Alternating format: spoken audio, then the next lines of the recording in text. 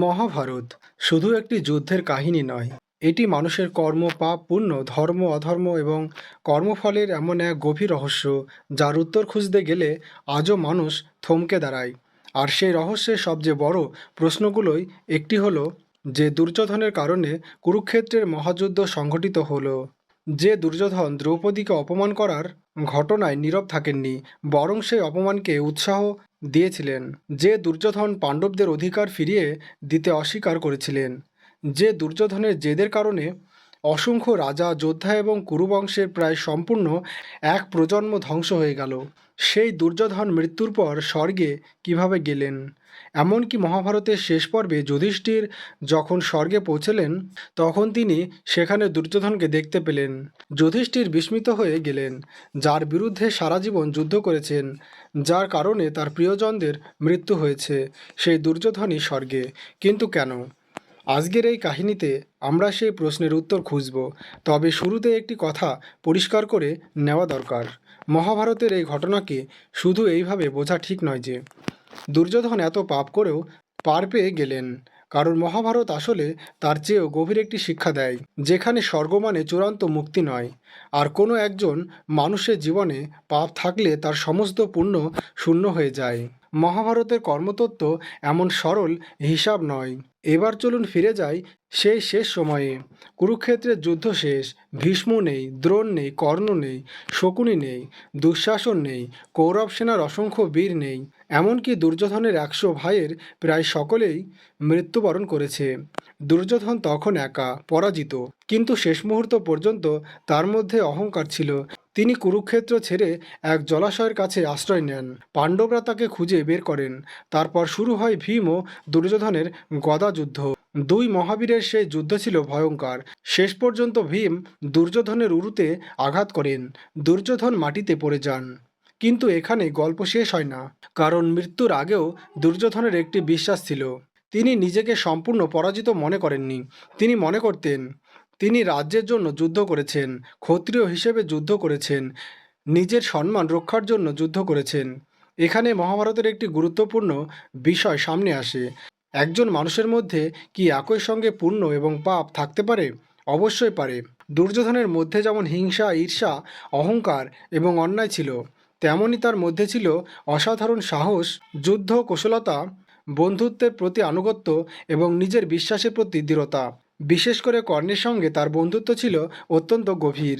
যখন সমাজ কর্ণকে অপমান করেছিল, তখন দুর্যোধন কর্ণকে সম্মান দিয়েছিলেন। কর্ণের সামাজিক অবস্থান নিয়ে যখন প্রশ্ন উঠেছিল, দুর্যোধন তাকে রাজা করেছিলেন। এই কাজটি দুর্যোধনের চরিত্রের একটি উজ্জ্বল দিক। কিন্তু এখানে একটি বড় শিক্ষা রয়েছে। একটি ভালো কাজ একজন মানুষের সমস্ত অন্যায়কে মুছে দেয় না। আবার একটি অন্যায়ও তার জীবনের প্রতিটি ভালো কাজকে অদৃশ্য করে দেয় না। মহাভারতের কর্মতত্ত্বকে অনেকটা এভাবেই বোঝা যায়। এবার আসি মূল প্রশ্নে, দুর্যোধন কেন স্বর্গে গেলেন? এর একটি গুরুত্বপূর্ণ কারণ মহাভারতের যুদ্ধ ধর্মের সঙ্গে সম্পর্কিত। দুর্যোধন ছিলেন ক্ষত্রিয়। তিনি যুদ্ধে মৃত্যুবরণ করেন এবং তার মৃত্যু ছিল একজন যোদ্ধার মৃত্যু। মহাভারতের বিভিন্ন অংশে এমন ধারণা পাওয়া যায় যে ধর্মমতে যুদ্ধ করতে গিয়ে প্রাণ বিসর্জন দেওয়া ক্ষত্রিয়দের জন্য বিশেষ গতি বা ধর্মলাভের কথা বলা হয়েছে।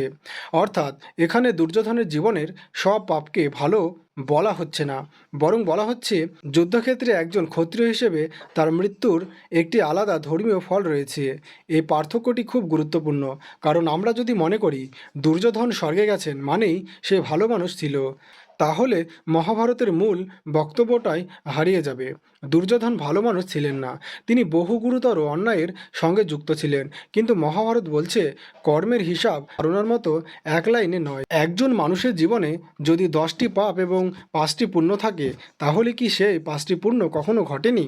না, পাপের ফল আছে, পুণ্যের ফল আছে। মহাভারতের কর্মতত্ত্বে ফলের এই পৃথকতা অত্যন্ত গুরুত্বপূর্ণ। আর সেই কারণেই দুর্যোধনের স্বর্গপ্রাপ্তির ঘটনাকে একটি গভীর কর্মতাত্ত্বিক দৃষ্টান্ত হিসেবে দেখা যায়। কিন্তু এখানে আরও বড় রহস্য রয়েছে। যুধিষ্ঠির যখন স্বর্গে পৌঁছালেন, তখন তিনি কি দেখেছিলেন? তিনি দেখলেন দুর্যোধন স্বর্গে অবস্থান করছেন। সেখানে তিনি সম্মানের সঙ্গে রয়েছেন। যুধিষ্ঠির এই দৃশ্য দেখে অত্যন্ত বিস্মিত হন, কারণ তার মনে প্রশ্ন জাগে, যে মানুষ এত অন্যায় করেছে সে এখানে কিভাবে? এটাই স্বাভাবিক প্রশ্ন।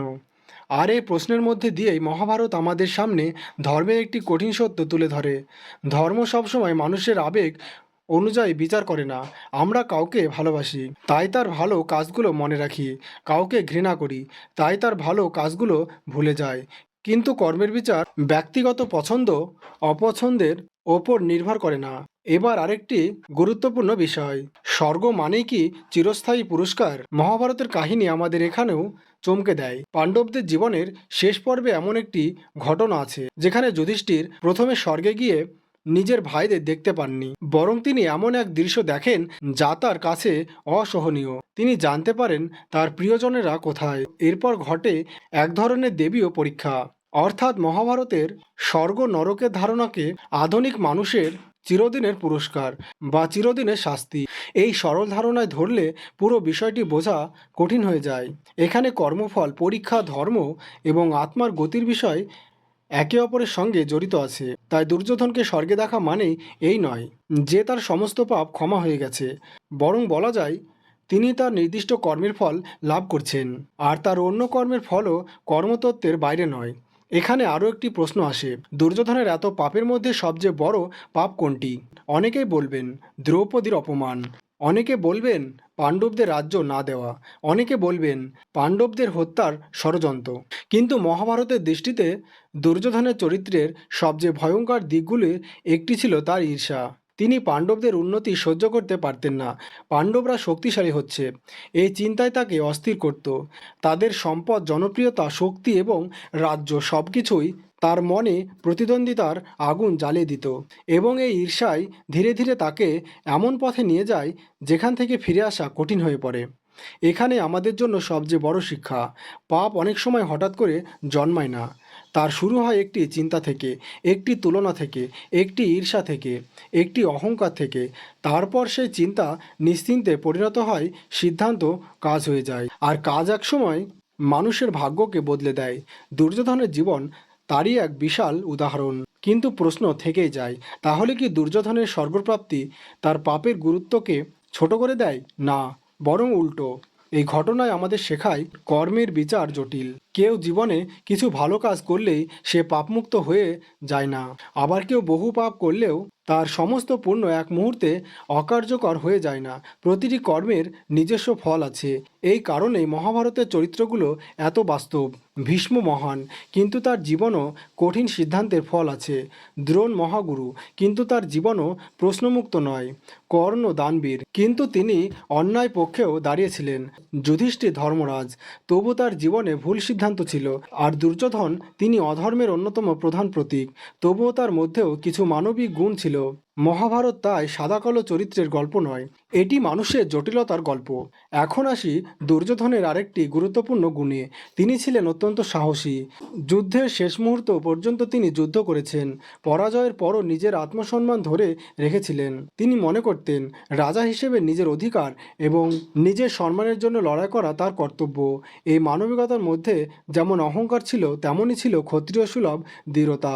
আর তার স্বর্গপ্রাপ্তির ব্যাখ্যার ক্ষেত্রে এই যুদ্ধবীরের পরিচয় গুরুত্বপূর্ণ হয়ে ওঠে, কারণ মহাভারতের যুদ্ধের ধর্মব্যবস্থায় যুদ্ধক্ষেত্রে বীরের মৃত্যু একটি বিশেষ মর্যাদার বিষয় ছিল। কিন্তু এখানে একটি সূক্ষ্ম পার্থক্য মনে রাখতে হবে। যুদ্ধক্ষেত্রে বীরের মতো মৃত্যু একটি ধর্মীয় গতি দিতে পারে, কিন্তু তা একজন মানুষের সমস্ত অধর্মকে ধর্ম বানিয়ে দেয় না। এই কারণেই দুর্যোধনের স্বর্গপ্রাপ্তিকে তার জীবনের পূর্ণ নৈতিক বিজয় বলা যাবে না, বরং এটি তার কর্মের একটি নির্দিষ্ট ফল। আর এখানে মহাভারতের সবচেয়ে বড় রহস্য। আমরা সাধারণত ভাবি ভালো মানুষ স্বর্গে যাবে, খারাপ মানুষ নরকে যাবে, কিন্তু মহাভারত আমাদের বলে বিষয়টি এত সহজ নয়। কর্মের ফল আছে, কিন্তু কর্মের হিসাব মানুষের বিচার বুদ্ধির চেয়ে সূক্ষ্ম। একজন মানুষের জীবনকে একটি মাত্র পরিচয়ে বিচার করা যায় না। দুর্যোধন ছিল অন্যায়ের প্রতীক, কিন্তু একই সঙ্গে সে ছিল এক সাহসী যোদ্ধা। এক সাহসী যোদ্ধা। সে ছিল কর্ণের বন্ধু। সে ছিল নিজের সিদ্ধান্তে অটল। কিন্তু তার সেই অটলতা যখন ধর্মের বিরুদ্ধে গেল, তখন সেটি হয়ে উঠল তার পতনের কারণ। এ যেন একটি তলোয়ার। তলোয়ার দিয়ে অন্যায়ের বিরুদ্ধে যুদ্ধ করা যায়, আবার সে তলোয়ার দিয়েই অন্যায় করা যায়। তলোয়ার ভালো বা খারাপ নয়, ব্যবহারকারী কিভাবে ব্যবহার করছে সেটাই গুরুত্বপূর্ণ। ঠিক তেমনই সাহস একটি নয়, সাহস একটি গুণ। কিন্তু সেই সাহস যদি অন্যায়কে ক্ষমা করে, তাহলে সেই গুণই ধ্বংসের কারণ হতে পারে। দৃঢ়তা একটি গুণ, কিন্তু সেই দৃঢ়তা যদি ভুল পথে থাকে, তাহলে তা জেদ হয়ে যায়।